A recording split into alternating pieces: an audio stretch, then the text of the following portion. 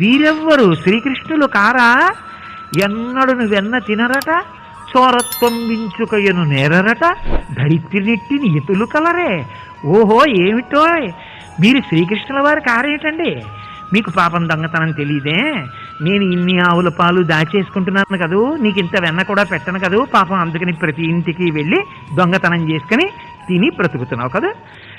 అవునులే, నీకు దొంగతనం ఏం తెలుసు, పాపం మీకేం దొంగతనం తెలియదులేండి అంటే కొట్టలేక తిట్టలేక బాధ లోపల నెట్టుకోలేక ఆ ఆక్రోశాన్ని ఎలా వెళ్ళబుచ్చాలో పిల్లాడి దగ్గర పరమ ప్రేమ కలిగిన అమ్మ ఎలా మాట్లాడుతుందో అలాగే పడ్డాయంతే పోతన గారికి ఆ పద్యాలు అని.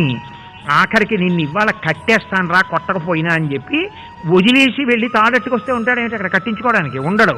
అందుకని ఏవో అలా చదువుతూనే ఉంది. ఒరే నీ మీద ఎంతమంది నేరాలు చెప్తున్నారు,